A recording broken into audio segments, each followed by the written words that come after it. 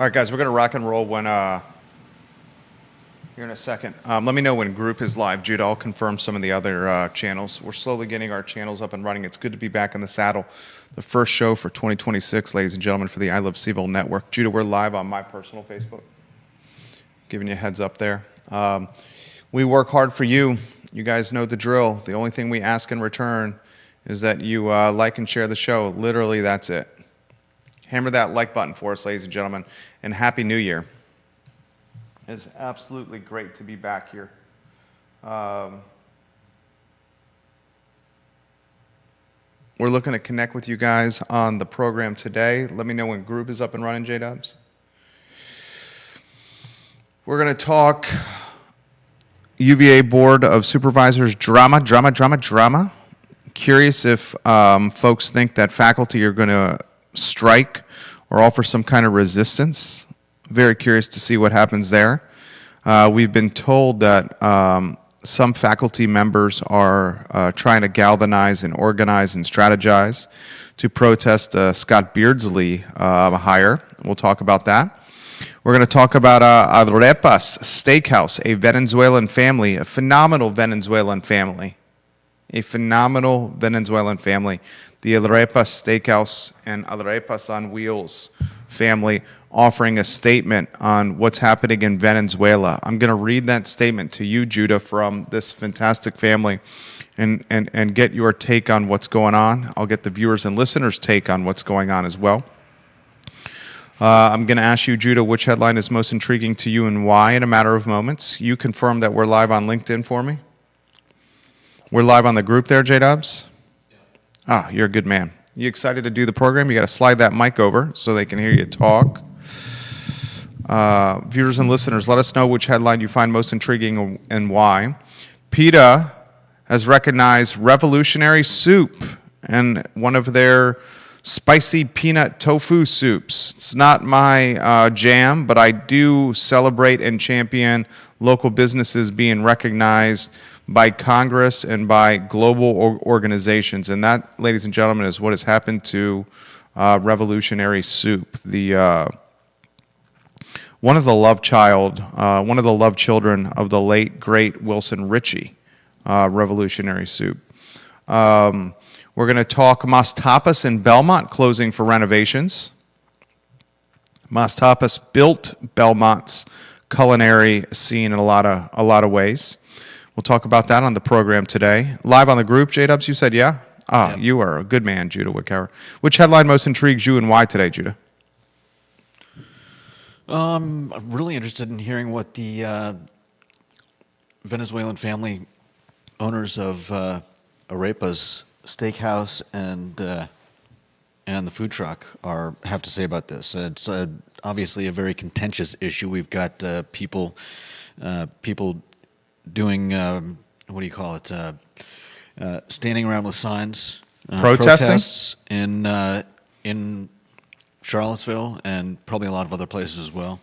And if you've seen pictures or read news about the actual people of Venezuela, I think it's pretty obvious that there are there's a big divide between what some people in the U.S. feel we should be doing and how the Venezuelan people feel about so far, the downfall of Maduro. Well said. I respected the courage by the Arepas family with the statement they posted, ladies and gentlemen, on social media.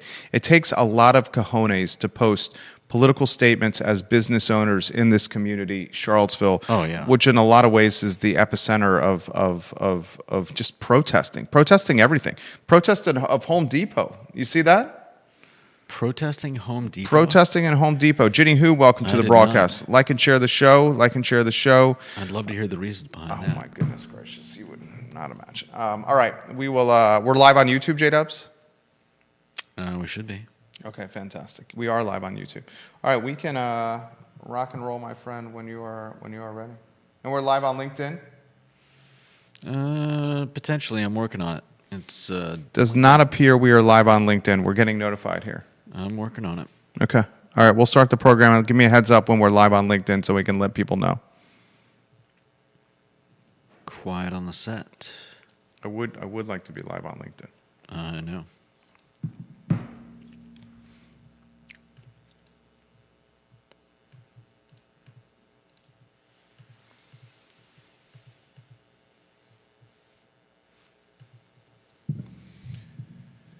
Welcome to the I Love CVille show, guys. My name is Jerry Miller. A pleasure to connect with you guys on our flagship show on the I Love CVille network. Happy New Year.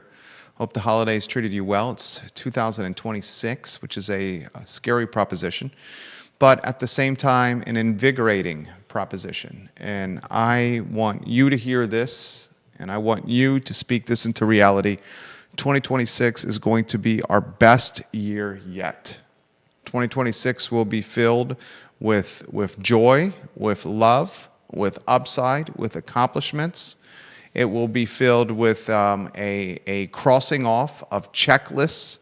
2026 will most certainly have its challenges, but we have the resilience, the courage, the backbone, the strength to overcome those hurdles and to make them, allow them to make us stronger. I truly, truly believe this. I am so excited for you, viewers and listeners, to have the best year of your lives in 2026. I am ready to do the same here. Our family, my wife, our two boys, Judah Wickower, this team, we are going to do it, and we're going to do it together. Take a look at the screen for today's headlines, my friends. We're going to highlight a post I did on the I Love CVille network while out of town over the holidays. My wife and I, our two boys, spent time with extended family on Long Island, nearly, a week and change on Long Island, enjoying, just charming hamlets like Sag Harbor, like Montauk, like Amagansett, like East Hampton, Southampton, Hampton Bays. We have two young children, and we had to stay active. So we went all the way as far as you can go on Long Island to the lighthouse on Montauk. The feels-like temperature was like 6 or 7 degrees. It was even colder because we were standing on the beach. And as we were freezing our patooties off, a 7-year-old, a 3-year-old, my wife and I, just huddled together, we looked out onto the Atlantic Ocean, and we saw a family of seals gracing us with their presence. And in that moment, I realized that, again, I think we all realize this, that nothing is more important than blood and family. As these seals were bobbing their heads near the shoreline, maybe a dozen of them, our two little boys screamed, "Look, those are seals." And in that moment, everything was absolutely perfect. We headed to Sag Harbor, and one of my wife's favorite places. She's been going there for nearly 40 years, the Corner Bar. We had heard through the grapevine that it was closing, so closings of iconic places happening everywhere. It's not just Charlottesville and Albemarle County. We all missed the Blue Moon Diner and Mel's Cafe. We all missed, Moose's by the Creek and some of these icons that have shut their doors. And in Sag Harbor, the Corner Bar that had been there since the 1970s was closing its doors because someone had purchased the building and had decided that the rent structure was going to change. And when an agreement could not be met, well, that's the end of an iconic business, the Corner Bar that my wife had been going to for 40 years. It happens everywhere. It's a tough pill to swallow. Change is hard. And we're certainly seeing change here in Charlottesville. We'll talk about some of that change as students return to grounds in about a little over a week here in Charlottesville. The chitter chatter is some faculty are trying to organize and strategize and galvanize a strike to protest the Scott Beardsley presidential appointment. I will offer the predictions I published on the I Love CVille network that have gone viral, been retweeted by a number of big accounts and been shared all over social media, Facebook and Instagram and LinkedIn. I'm going to highlight a statement from a local business family, the Arepas Steakhouse family. You can find it, Judah, if you want a heads up, on their Instagram. I will read it verbatim on the program today. I want to thank Conan Owen of Sir Speedy for sending us this statement via direct message. Conan of Sir Speedy will join us on the show on Wednesday. It takes a lot of cojones for a business owner to post a political statement. especially one that has Donald Trump dynamics to it. And the Arepas Steakhouse, the Arepas on Wheels, this Venezuelan family did just that. I will relay it to you, the viewer and listener, on today's program. We'll talk Mas Tapas in Belmont. They are closing their doors through the month of March for renovations. We have some friends tied to Mas Tapas and some friends that are tied to the renovation plans. The expectation coming out of this renovation is going to be something truly special for the downtown Belmont eatery, Mas Tapas, that really set the pace and tempo for that food and beverage scene. Before there was the local, before there was Camole, before there was Bell, before there was Tavola, it was Mas Tapas and Mas Tapas alone, ladies and gentlemen. And because of this tapas bar that had some swagger, some je ne sais quoi, some cool factor, other restaurateurs like Adam Frazier chose to build their dream restaurants right next to Mas in downtown Belmont. And now it's an epicenter of dining in Charlottesville that is, the pinnacle of the profession. I think the only thing that could challenge downtown Belmont from a food and beverage standpoint is maybe West Main Street. At one time, it was the downtown mall all alone. Now I'd say the pinnacle of the profession from city of Charlottesville only, food and beverage, is West Main Street 1, downtown Belmont 2, and then maybe the downtown mall in the 3 slot. But we'll talk Mas Tapas and the expectations for this renovation on today's show. Speaking of food, revolutionary soup, one of the love children of the late, great Wilson Ritchie, was recognized by U.S. Congress and by PETA. The PETA acronym is People for the Ethical Treatment of Animals. I think, yeah. So we'll highlight why PETA and the United States Congress are recognizing a revolutionary soup on today's show. We'll talk Virginia delegates Katrina Carlson and Cree Deeds. They want Virginia, the Commonwealth, to start limiting social media usage for children aged 16 and under to 1 hour per day. Per platform. I'm all for this. I'm also one to call out overreach by local government as well. It's not up to Katrina Carlson and Cree Deeds and the delegates in Richmond, Virginia delegates, to tell my children what they can do with their social media. That's my wife and I's responsibility. But we'll highlight that topic on today's show, and we'll talk the transfer portal. The offseason's really dramatically impacting the University of Virginia already. The backup quarterback, Kalen, is in the transfer portal. Remember, this guy was paid big money to be the backup for Chandler Morris. He transferred from Nebraska, the Cornhuskers, to back up Chandler Morris. The expectation was Kalen was going to be the starter next year. Maybe this is an indication that Chandler Morris is going to get a 7th year of eligibility to return to Charlottesville. Virginia's offensive line coach is heading to Stanford to be the offensive coordinator, and Virginia football is going after talent everywhere, including talent from Blacksburg in the secondary that's now coming to Charlottesville. Those stories and more. We'll highlight Charlottesville Sanitary Supply for being a part of the show, Judah. 61 years in business. Goodness gracious, maybe going on 62, right? Yeah. Charlottesville Sanitary Supply on East High Street. The Vermillions, the owners of Charlottesville Sanitary Supply. John Vermillion and Andrew Vermillion are honest people. They're credible. They're educated. They're knowledgeable. They're communicative. Their family business is 3 generations strong. Their family's 5 generations in Albemarle County. Charlottesville Sanitary Supply, online at charlottesvillesanitarysupply.com. You can buy something on their website, charlottesvillesanitarysupply.com. The prices will beat any of the big box websites, and it's delivered for free, oftentimes the same day. You're not getting that anywhere else. Ladies and gentlemen, we'll talk about that we'll highlight Charlottesville Sanitary Supply on today's show. Judah Wickhauer, studio camera. I've missed you. I'm not sure if you missed me, but it's good to be in the saddle here with you. I genuinely enjoy doing the I Love CVille show. I genuinely enjoy recharging the batteries and spending time with my family over the holidays as well. I feel invigorated for the talk show, for our consulting firm, for our brokerage and our real estate business here, and I'm just primed for what is going to be a badass 2026. I truly believe this. I ask you every day the headline that you find most intriguing and why, and then we'll get straight into the nitty-gritty.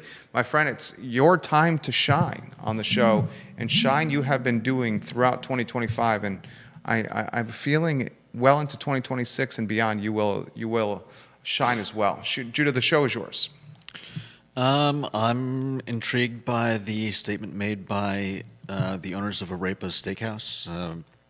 I'm curious what they have to say. I'm curious how big of a statement they've made.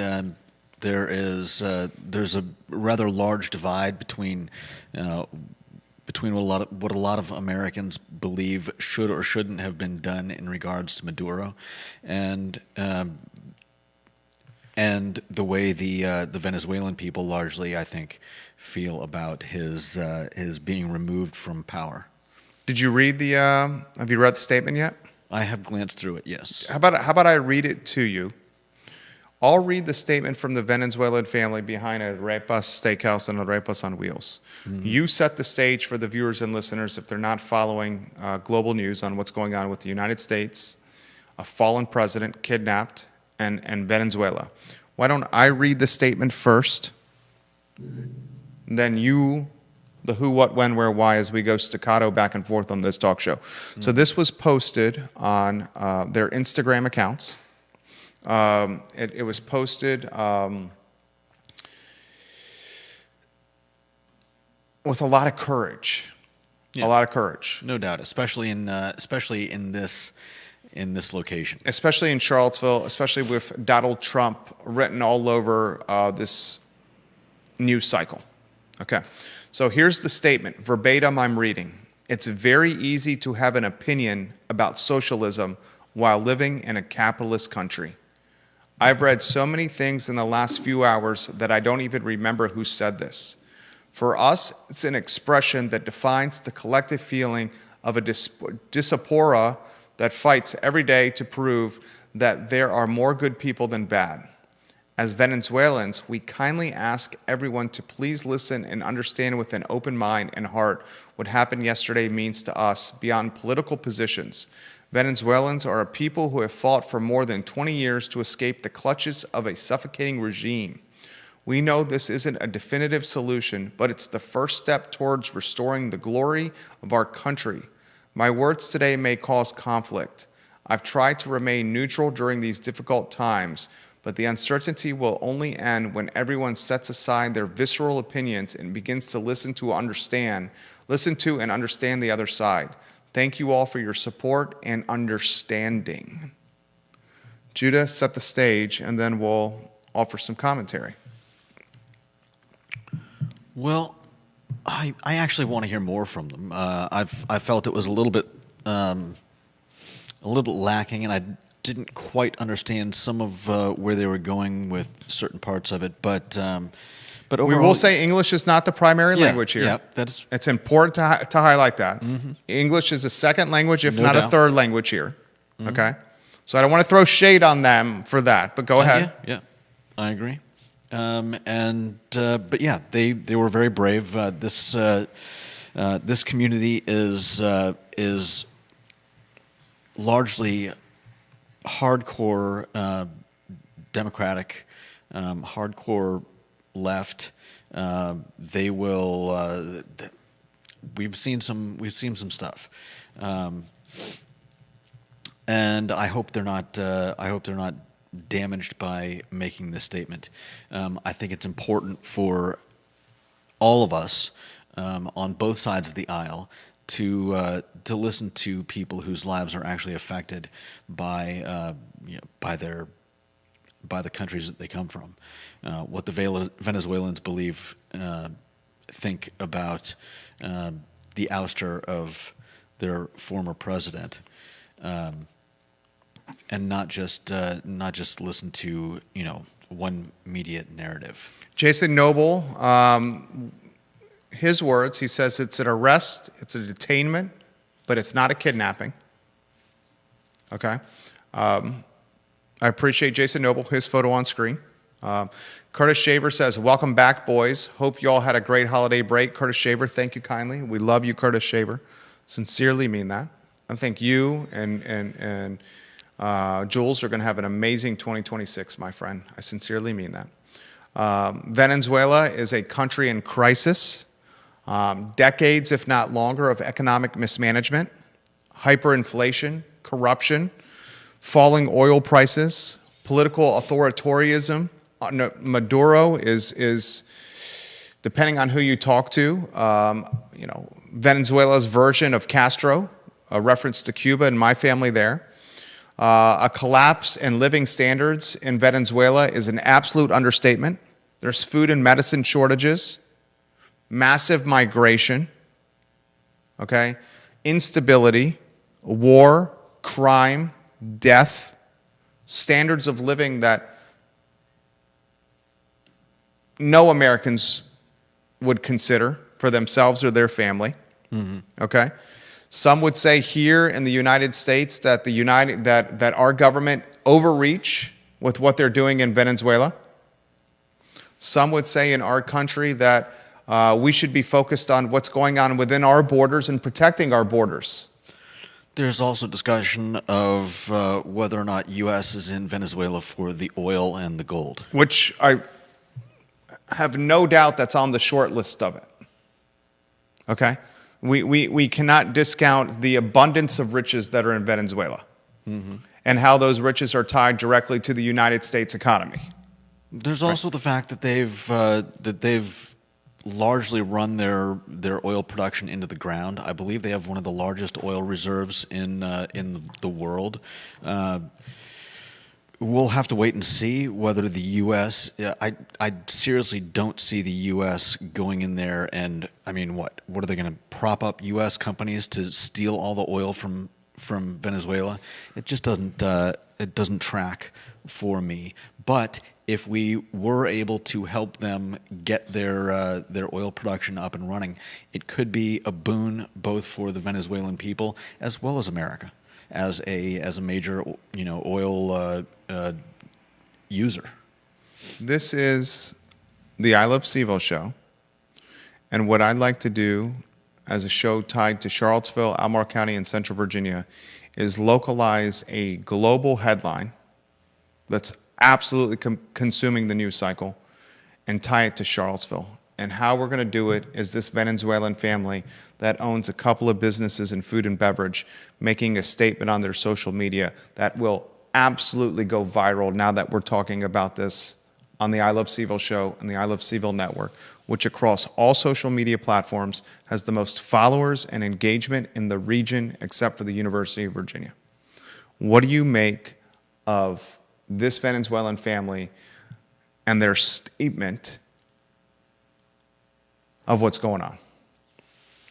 I mean, I especially appreciate the first sentence. It calls out a lot of, it calls out what we do. Not that we're pretending that we have some lock on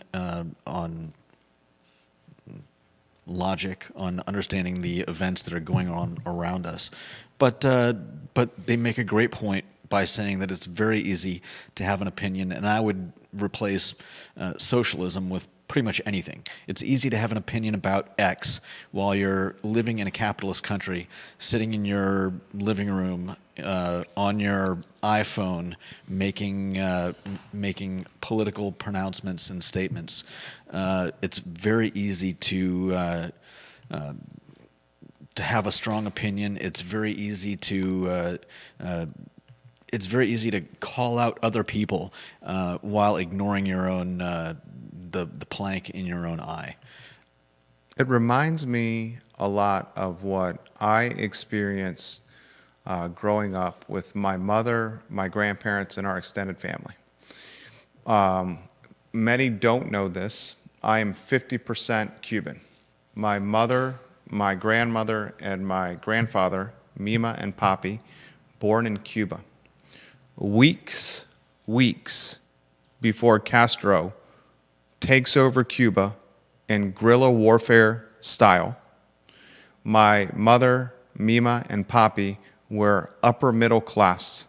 My grandmother actively involved in politics. My father, hardworking, homeowners, money in the bank. My mother, second, third grader, right?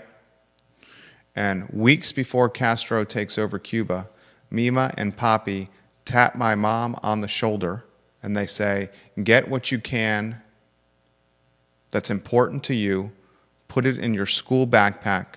The only stuff that you will bring with you is what you can fit in your school backpack.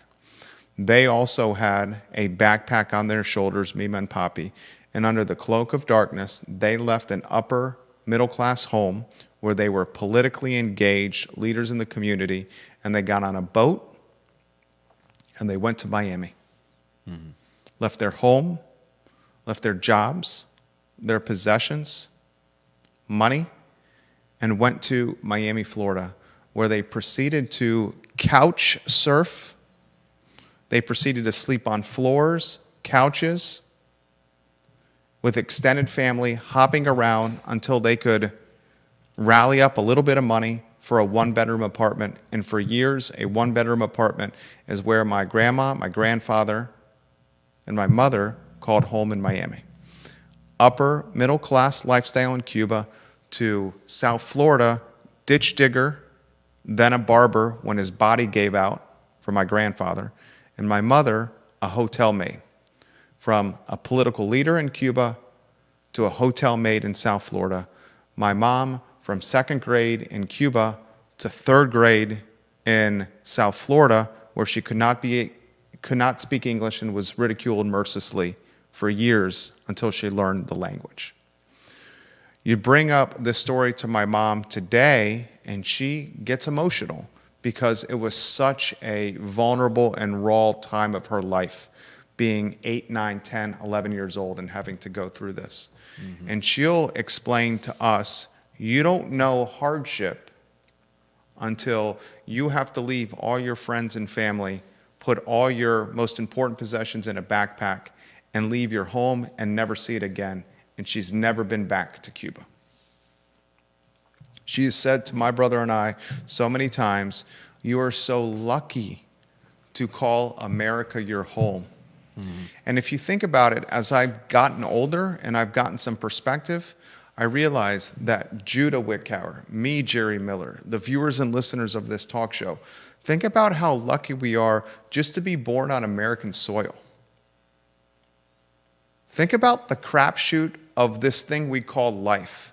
What if a sperm and an egg that made Judah, or a sperm and an egg that made me, or a sperm and an egg that made Curtis, or Jason, or Lonnie, or Conan, or one of the thousands of the viewers and listeners that are watching and listening to this show, and that sperm and an egg that made you happened to be in third world Africa, or Venezuela, or Cuba, 8 years before Castro took over, like my mom. Mm-hmm. And I want to highlight the Arepas family, and I'm told they're watching the show, for courage to post a statement in Charlottesville about their home, their experiences, and when they say Venezuelans are people who have fought for more than 20 years to escape the clutches of a suffocating regime, we know this isn't a definitive solution, but it's a first step towards restoring the glory of our country. Yeah. Those two sentences right there are what the statement is all about. Mm-hmm. And they didn't make it about Trump. Yeah. They didn't make it about Republican and Democrat or overreach.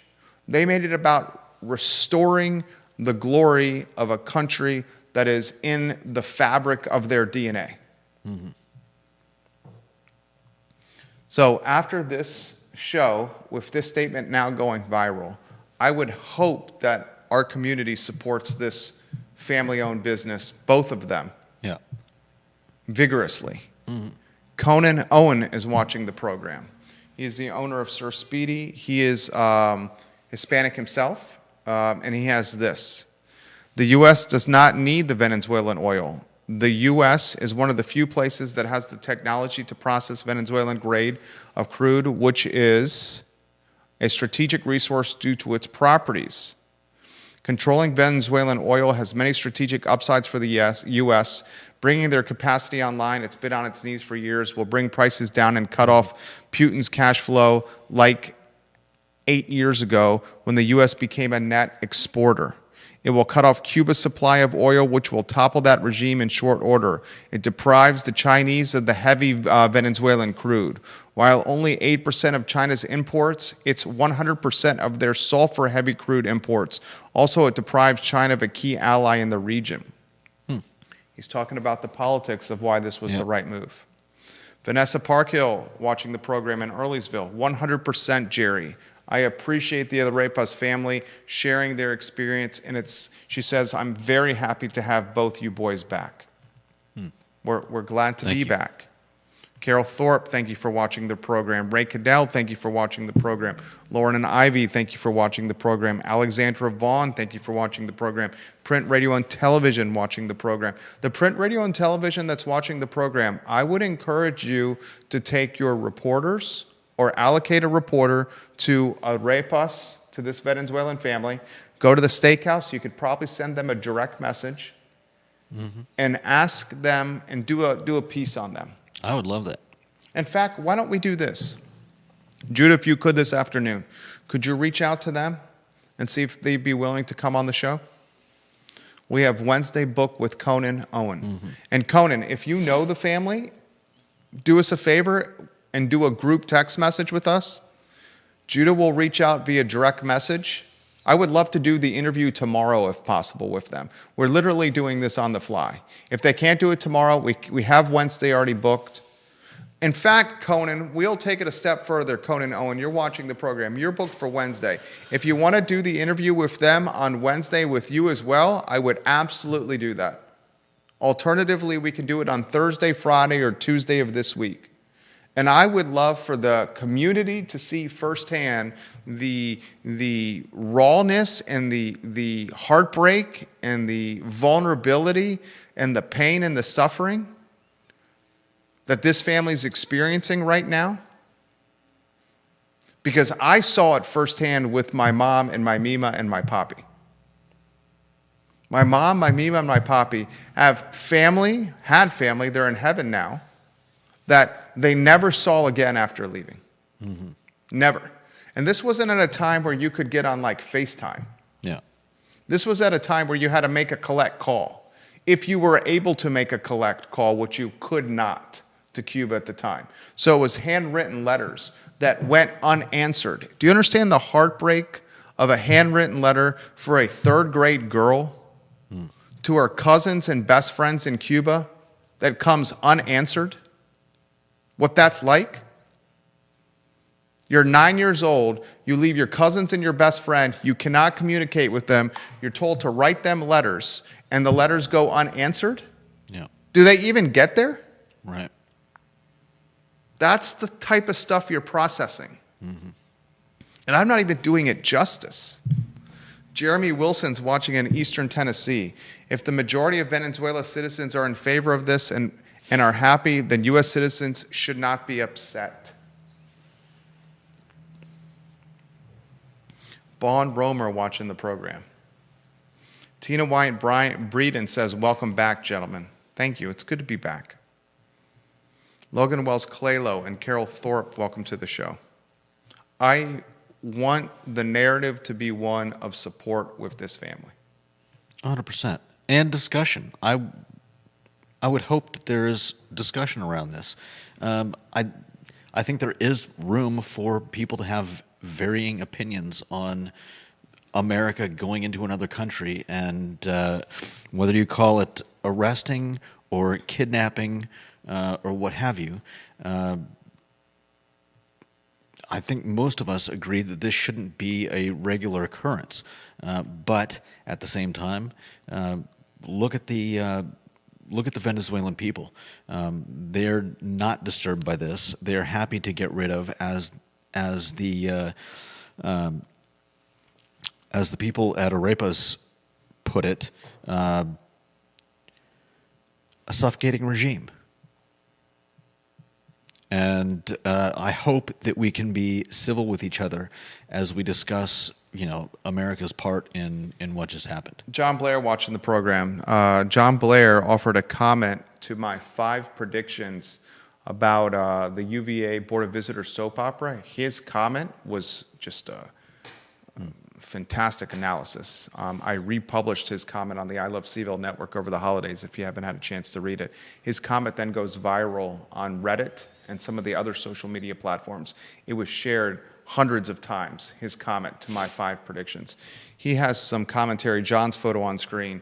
Jerry, this tweet sums up the Venezuela situation. Can you please read it on air so that your viewers understand what socialism has meant to Venezuela? It's from the Twitter handle, the Spectator Index, at Spectator Index is the handle. GDP per capita 2012, Venezuela, $12,690. Indonesia, $3,740. In 2025, Venezuela, $3,100. Indonesia, $5,000. It shows what has happened to the economy right there. Venezuela falling from $12,690 per person to just $3,100, while Indonesia rose, proves socialism destroys lives and wealth faster than any other system ever could. And it's important that socialism, let's use the word socialism, it's a Charlottesville show here. We have socialists that legitimately are leaders in our community, not just protest-wise, but politically. Michael Payne is a socialist. Sally Duncan is a socialist. Sally Duncan, Albemarle County Board of Supervisors, Jack Jewett District, the hand-picked replacement by Diantha McKeel. Michael Payne, a 2-term city councilor in the middle of his 2nd term. My pick, I'm not saying I would pick him, but I think Michael Payne is going to be named the next mayor of Charlottesville. Judah Wickhauer thinks it's going to be Natalie Oshrin. We have a bottle of $75 Scotch or bourbon on the line, right? Mm-hmm. Okay. We'll learn this month who it is. Yep. This month, we will learn. But how wild a time is it where socialism has destroyed Venezuela, and there is a very realistic shot that a socialist and Michael Payne may be the mayor of Charlottesville, Virginia. Okay? Now, I was having this conversation with my wife. My politics and Michael Payne's politics are 180 degrees apart. Do I think Michael Payne is intelligent? Yes. Do I think Michael Payne is well-read, well-prepared, well-informed? I think Michael Payne is one of the hardest working counselors we've had in a long time. I disagree with virtually everything he has to say on the dais. Okay? But there's an element of me that respects Michael Payne for his preparation and his intelligence. But it's important for us as men, Judah and I don't want to speak for you, who have a platform and a following, that Charlottesville potentially naming a socialist, maybe the S on the chest like Superman, if the S was socialist, the guy that would be most likely to lead the group is Payne. He's the co-founder of the group. Co-founder of? The Indivisible Charlottesville, okay. The co-founder of the group. Literally the co-founder of the group is Michael Payne. For him to be potentially voted by his peers on council, the 5 councilors pick the mayor, as the next mayor of Charlottesville, Virginia, ladies and gentlemen, that is a microcosm, I would say, of some of the challenges of that Charlottesville's economy is facing. Okay. And frankly speaking, I'll take it a step further. If Payne is named the mayor, is that a slap in the face to the business owners and the capitalists in Charlottesville? Everyone, after I made this post, I did this post on the I Love CVille network, I think it was yesterday or the day before. I highlighted this, Judah. You ready for this? There's 5 city councilors, right? Yeah. really, there's 4 city councilors and a mayor, okay? But 5 on the dais. The mayor makes 20 grand a year, 20K. The other city councilors make 18K a year. They're working 40 plus hours a week at this city councilor job. These folks are making less than $10 an hour to lead Charlottesville and to allocate a $264 million budget in fiscal year 2026. $264 million. 5 people making less than $10 an hour in compensation, right? It's bananas, right? Now, Sure. They're going to get a bump in 2026. The bump in 2026 is going to take the pay up to $34,000. I frankly think the pay should be more than $34,000. There's a fine line between paying these folks too much and creating career politicians. We don't want a career politician because the job pays too much. I don't see how anyone could possibly live on the $18K that Michael Payne's been living on because he hasn't had a full-time job since he's been on council. Probably as a result of why he's lived in his parents' house for a good portion of that time. Judah gives me grief for saying that he lived in his parents' house. I think it's important to highlight that. Not throwing shade, it's a fact. Okay? The pay is going to go from $18,000 to $34,000 in 2026. They've already approved the increase to $34K. Okay? $34,000, still going to be challenging to have a family on that. Okay? The storyline is this, though. If he's named Mayor Payne this month, what does that say to the business community, the capitalists, the small business folks, downtown Charlottesville? What does it say to what's going on here in Charlottesville, Judah? I mean, does it really say that much? It's not like there's a wide option of choices available for mayor. I mean, let's be honest. There's 5. Yes, there's 5. And how far do they stray from each other politically? Fair rebuttal. Fair rebuttal. The folks pushed back to me that said the mayor's nothing but a figurehead. When I said, who's going to be picked? Some folks said it doesn't matter. He's nothing but a figurehead. That's the city manager making the calls. My response to that was, that's not what we were saying when Nakia Walker was the mayor. Mm-hmm. And she was writing all those poems. That was my response. Yeah. Okay. My response, if Payne is named mayor, is the city of Charlottesville will have the co-founder of the socialist movement as its Derek Jeter, or as its LeBron James, or as its pitchman, the face of the franchise, the face of the organization. Yeah. The face is not Sam Sanders. It's the mayor. It's been Juan Diego Wade. Whether ceremonial or not, the mayor's the face. Mm-hmm. We're days away from the potential co-founder of the socialist movement in Charlottesville being mayor of Charlottesville. I want you to think about that. Mm-hmm. As we think about Maduro being detained, arrested, kidnapped, whatever you want to call it. Yeah.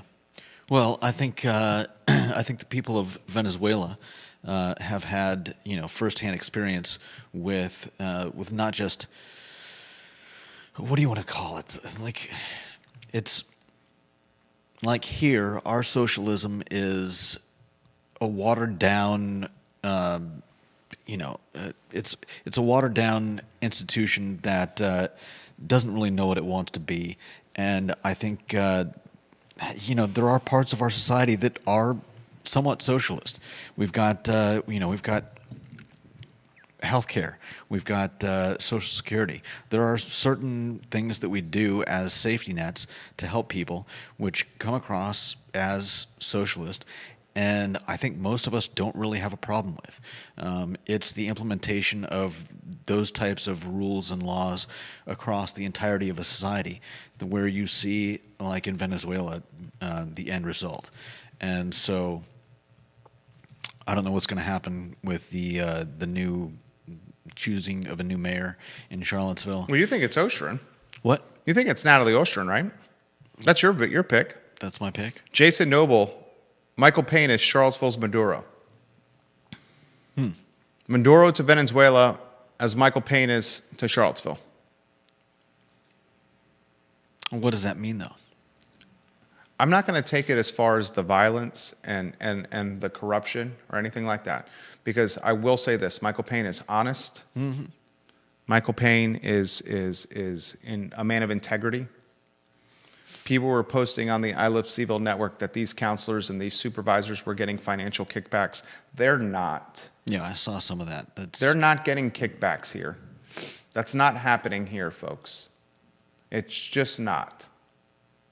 They were asking me to dox their net worth, and many folks that, after I did this post, said that they've gotten wealthy because they've been on city council. That's not true.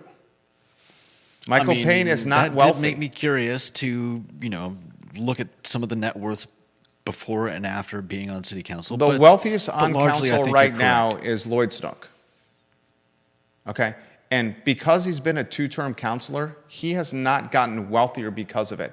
Has his law practice gotten more demand? Perhaps. But he is 25 feet down the hallway, his office from ours. Yeah. The guy's in his law firm 7 days a week till like 2 or 3 in the morning at times. The man's a night owl. He drives a beat-up Honda Civic. He is middle class, in a middle class, I believe it's the Greenbrier neighborhood. Nice house, but middle class. These jobs aren't making them wealthy. Payne was living in his parents' house. Natalie Oshrin sells weddings and events at Pippin Hill. Juan Diego Wade, I believe, is retired. Jen Fleischer works in mental health. Mm-hmm. Brian Pinkston was middle management at UVA. Nakia Walker, before she was on council, was making $10 an hour at Charlottesville Parks and Recreation. Probably your wealthiest counselor over the last 10 to 15 years was what? Attorney Mike Signer, who was in-house counsel for Willow Tree Apps. That's probably your wealthiest one. But I wouldn't call him wealthy. I'd call Signer, what, upper middle class? Carol Thorpe says she's with Judah on the Oshrin pick. And Carol Thorpe, who's watching the program, says there's a socialist revving up to run New York City. It's just incredible what's happening in the country. Yeah. I was playing squash on Long Island with a friend of mine. His name is Eli. He lives in Manhattan, where he works in finance, has his own shop, a hedge fund, and he also has a second home on Long Island. And his family was considering leaving Manhattan because of who was elected mayor. Was it Mamdani? Zohran Mamdani. I butcher his last name. Okay, he makes the comment that 1% of the tax base is covering like 65% of the budget. That was an indication to me that he's in that 1%. And he says a lot of his contemporaries are already fleeing Manhattan, like fleeing the city because of what's happening. Jason Noble said that was tongue-in-cheek, to be clear, about Maduro and Payne. I understand that was tongue-in-cheek, Jason. Jason, you're a good guy. I appreciate that. We appreciated the comment, though. The socialist comparison is there. Janice Boyce Trevelyan watching the program. When the elections occurred in Venezuela, he did not win but would not leave, so he's not the rightly elected president anyway. Yeah, that's correct. She's right. Randy O'Neill watching the program.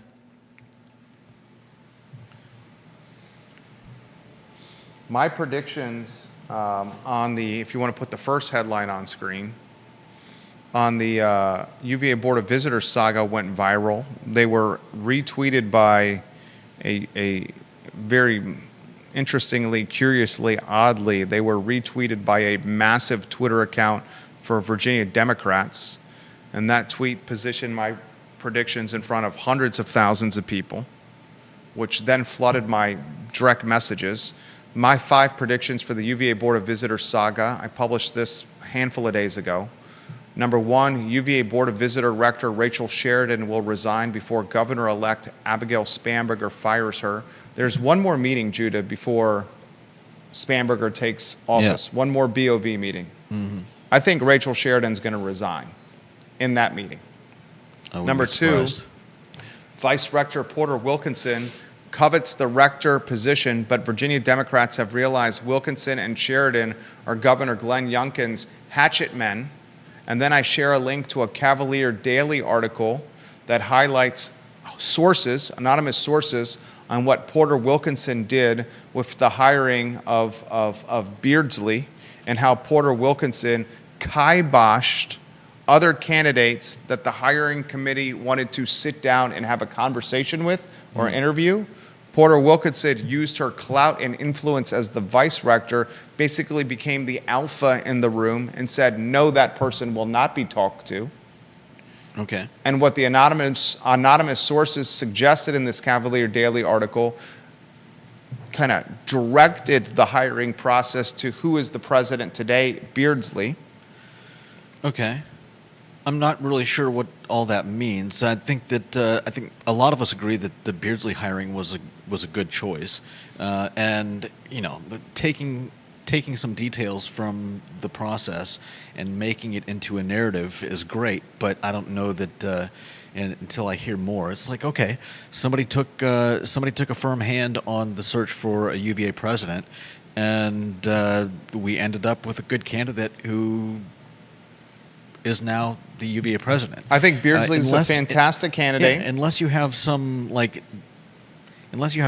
detailed account of how I don't know of how Wilkinson was in charge of conspiracy to, who knows, to, I don't know, what, mislead UVA, get a president in before Spanberger took office.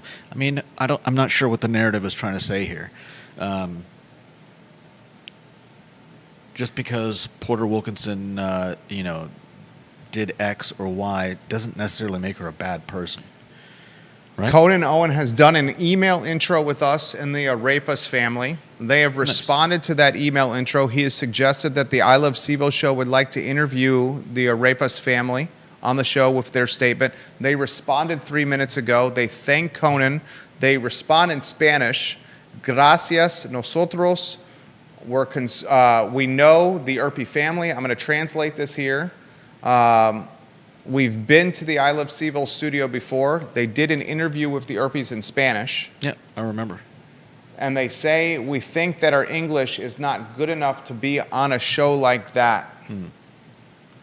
Conan, if we've come up with a solution to have them on the show, I'm all for it, including potentially doing something in English and Spanish there. My Spanish is not good enough to do that, though. If that's something that I'm all for interviewing them. My third prediction on the UVA Board of Visitors saga is the Virginia State Code gives the governor power to remove UVA board members from office for malfeasance, misfeasance, incompetence, or gross neglect of duty. Spanberger will threat and leverage this code to reshape the UVA BOV sooner than later. Some call this cleaning house. My fourth prediction, current President Scott Beardsley is very qualified to call Cars Hill home, but Virginia Democrats feel bullied, burned, betrayed because Youngkin fast-tracked the Beardsley hire. As a result, VA Dems and Spanberger might backroom deal and then front and center force Beardsley out of office. And my fifth and final prediction, if a newly minted Spanberger makes big-time moves without political equity and goodwill, she will catch resistance and be forced to navigate collateral damage rooted in overreach, nepotism, and collusion. Is that a day one poison pill for Spanberger? How nepotism? If Spanberger, you and I are having a conversation here, if Spanberger fires Board of Visitors members for malfeasance, yeah, like Youngkin did with Burt Ellis, he set the precedent. Mm-hmm. Republicans and the media will characterize what she's doing as propping up Democrats on the board, replacing Republicans, Youngkinites, and putting Spanberger-anointed board members on what is one of the most influential boards in the Commonwealth. let me just say, first of all, that that's literally what every governor does, right? And second, Every governor does not fire them and keep them from finishing out their term. That's only happened once in UVA Board of Visitors history with Burt Ellis. but in terms of once they do start replacing board members, it's not like anyone is doing anything different than anyone else. And I just question about the nepotism, because that means something specific. Well, the nepotism, the corruption, the nepotism, the backroom dealing would be picking an influential, wealthy donor that helps Spanberger get into office and putting them on the UVA board. That's fair, I guess. Nepotism could be family and friends. Yeah. Or could be friends and... Donor, supporter, friend, that's nepotistic. Yeah. I mean, frankly, all the board appointments in some ways follow that. Yeah, I mean, see, but all the board appointments, all the board appointments, except for Burt Ellis, they don't fire the members. Right. They let them complete their terms. Yeah. If Spanberger does do that, if she fires people, she will have to navigate the word of 2025 in politics, is it overreach? Every year seems to have a word, right? During COVID, it was pivot. Is the word of 2025 overreach? 2024, the word was what, inflation with Jerome Powell? Is the 2025 word overreach? I mean, we're talking overreach with Trump and the DOJ and UVA. We're talking overreach with Venezuela. Are we talking overreach with Payne? And here's another thing that's going to scare you here is you put another lower third on screen with City Council in Albemarle County. That lower third on screen, please. I said this before I closed 2025 on this program. Albemarle County is at a crossroads, ladies and gentlemen, because I've been here 25 years and I've never seen a board more focused on development than the board we have right now. Sally Duncan and Mike Pruitt, Nad Galloway and Fred Missel, if those four supervisors form a collective and they start voting on things as a foursome, they're going to greenlight a lot of stuff. And my prediction is some development area expansion. It's 5% now. Yeah. My prediction is maybe trading in and out development areas if they don't choose to expand the development area. This is a crossroads we're in. And Pruitt's not going to beat Tom Perriello. So Pruitt's going to finish out his term on the Board of Supervisors. You got 4 years of Duncan, 4 years of Missel, 4 years of Galloway. What's Pruitt, 2 years in? 2 years left? These next 24 months could radically change Albemarle County. Comprehensive plan, development, economy, density, traffic. There's no school that's going to be built in northern Albemarle County.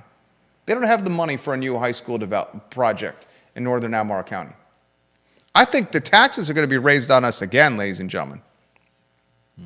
They just did 4 cents on the real estate tax rate in 2025. I wouldn't be surprised if it's another penny or two in 2026. And that's a kick in the nuts. Next headline, what do you got? I want to give some love to Conan and Sir Speedy of Central Virginia. If you have a logo or you need some signage, some direct mail, some lanyards, this banner behind us, for example, Conan Owen and Sir Speedy of Central Virginia is who you contact. He's a Darden graduate.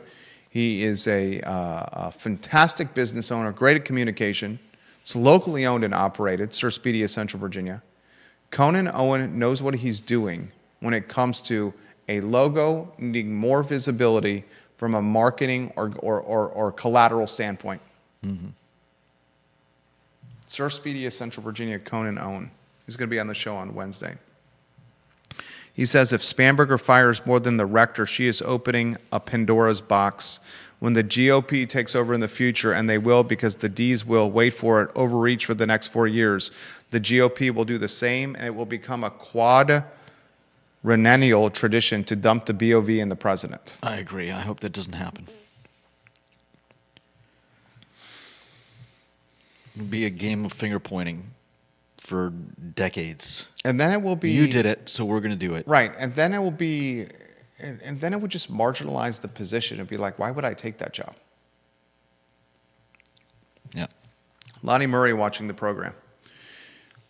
Respect Lonnie Murray tremendously. It's good to hear perspectives of Venezuelans, and the removal of a dictator is a good thing. All that said, there are a lot of dictators in the world. Are we going to remove them all?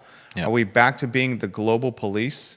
There was a better way to go about this. We could have gone in with the support of allies after exhausting all efforts at sanctions and diplomacy. There is a long history of U.S. intervention in Latin America, and it's often gone very badly, particularly when corporate interests have been put ahead of democratic reforms, self-determination, and long-term stability. There is a real risk here of Venezuela just becoming a banana republic exploited for its national resources with no meaningful democratic reforms. Yeah. Bringing this locally, though, there's a big misunderstanding about what socialism is and isn't.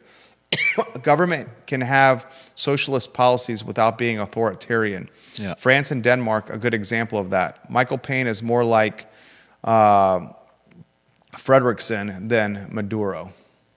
Yeah. Those are good points. Jason Noble's comment was tongue-in-cheek with the Paine-Maduro comparison. Yeah. We know that. Mm-hmm. We also know that Paine's policies are rooted in socialism and far away from capitalism. That's a fact, too. All right, a couple of items out of the notebook here on the Monday edition of the I Love CVille show, which has gone well. I'm proud of today's show. Revolutionary Soup. This is, I celebrate this because it's a local business. Revolutionary Soup was recognized by PETA, People for the Ethical Treatment of Animals. It's an odd thing to be recognized for having a soup. A vegan spicy peanut tofu soup. Okay. And then U.S. Congress, John McGuire, a member of Congress, writes Revolutionary Soup Charlottesville a letter that he hand signs saluting them on a remarkable achievement for being recognized by PETA. Okay. I champion Revolutionary Soup because they're a local business and they're getting national attention. And they've got good sandwiches and good soups. I just think it's odd that PETA's like, hey, you got a good soup because you put the word vegan in it. And it's a vegan. And I'm saying that tongue in cheek. I've never tried. I don't think people got that. I've never tried the soup, so it may be one of the best soups we've got in Charlottesville. Give the soup a try, there, Judah. Probably not, but you don't have a vegan spicy peanut tofu fan? Doesn't sound appealing to me. I will say their loaded baked potato soup is fantastic, and their tomato basil soup is fantastic. I have no doubt. Next headline. What do you got, Judah Wickower? Oh, let's see. Mas Tapas. Mas Tapas is closing through March. Through March for renovation. Not closing for good, closing through March. There's only so much I can say on this because I know what's going on. The remodel for this Belmont Eatery, when it's finished, is going to turn this restaurant into a spectacular version of itself. Okay. Taking the first quarter to close, to remodel, get some more seats, and get some more pizzazz and sizzle. Mas Tapas, the first to set the pace and tempo in downtown Belmont. Now one of the culinary capitals of Charlottesville, downtown Belmont. Next headline, Judah Wickower. Next headline is VA Kids. We'll spend about 60 seconds on this. I don't know how you feel about this. I see this as overreach. Creed Eads. Yeah, I understand. Katrina Coulson. Seeing it as overreach. Let them know what happened first. Virginia is going to limit kids who are under 16 to less than 1 hour of social media per platform per day, they are going to rely on said platforms to institute those changes, those, I guess, what's the word? I mean, you've got to know who's on your app. You've got to know how long they've been on the app. It does sound like a lot of overreach. I don't know. I think it's a good thing overall. But yeah, at some point you got to say, okay, I understand you, Jerry, saying that this should be parents' decisions. Government shouldn't tell parents what their kids can and cannot do. Government should not telling their parents what the kids can and cannot do. They're telling the platforms that you need to limit what is allowed for someone who's. If the kid signs up with an adult account, the platform will not know. Right. This is overreach. Katrina Carlson and Creed Deeds, this is window dressing. That's all this is. This is something for a news cycle that you think will make you look good. There's no way Richmond, Virginia, the Commonwealth government can control what 16-year-old children and under do on social media. That's fair. And it's an overstep to say to someone like my wife and I, your son can only spend 1 hour a day on YouTube, because YouTube's a social media platform. But I think you're looking at it the wrong way in that regard. I understand what you're saying, but they're not telling parents, your kids can't do this. I think ultimately, in terms of parents and children, I think it gives. I know people are going to take this the wrong way, but I think it gives some parents some assistance. There are parents out there that either can't or won't slap the phone out of their kids' hands. I trust that you and Lauren are not just having your kids sit around for 8 hours a day on phones or tablets. But not everybody is so fortunate. And some parents are single parents. Some parents don't have the time. Some parents just don't have the strength of will to enforce something like that for their kids. And I think that ultimately, whether you agree whether you agree or disagree and want to call it overreach, I think that something like this, before long, is going to be necessary to stop kids from just. What's next? I know. Katrina Carlson and Delicate Deeds, Change Your Socks, are going to say no Reese's Pieces? Yeah, sure. No candy bars? Because it has sugar? Okay. No Ho-Hos? No Twinkies? You can make all the no, but extreme what's statements. next? What's next? I get it. No Little Debbie's? Understand. Are you mad that you're not allowed to give your kids alcohol? At some point, you have to say this is damaging to children, and somebody needs to take responsibility for it. That's my point. 1,000% agree with you that social media in abundance, especially for growing and developing minds, is horribly damaging. We're going to look at social media as millennial parents. What's the generation after millennial? Gen Z. As millennial and Gen Z parents, we're going to realize that what we did with our kids, allowing them to be on screens for hours a day, is going to be like drugs. Yeah. Where boomer parents, my parents, they were concerned about my brother and I drinking and smoking, right? Mm-hmm. Smoking weed and drinking beer, did it anyway. That's what they were worried about. Kids 18 and under, they don't drink like that. They may go Cali sober, but there's certainly hours on social media. And we're going to realize that was a generation that was negatively impacted in ways we don't even truly understand yet. Yeah. But it's the parent that should be my standpoint. The parent. And I get that, but not every parent can, not every parent will, and we still have to think about the health and safety of all the children. Last headline. We'll talk about this on the Jerry and Jerry Show tomorrow at 10:15 a.m. Jerry Ratcliffe, the Virginia Sports Hall of Famer. UVA football has lost their offensive line coach. He's now going to be the offensive coordinator at Stanford. They've lost their backup quarterback. The backup quarterback, Danny Kalin, has entered the transfer portal. He could come back to Charlottesville, but he has entered the transfer portal. They are adding players, including the starting quarterback from Rutgers University. He committed to the University of Virginia on Sunday. They added a safety from Virginia Tech. The portal is dramatically impacting Virginia football already. 10:15 a.m. tomorrow on the Jerry and Jerry Show with Jerry Ratcliffe, and very detailed rundown on what's happening with the transfer portal and this Virginia football team. Chandler Morris, his 7th year of eligibility, and we'll also talk Virginia basketball as they rebounded from a loss in Blacksburg to the Virginia Tech Hokies by absolutely pummeling NC State. Judah Wickower was on point.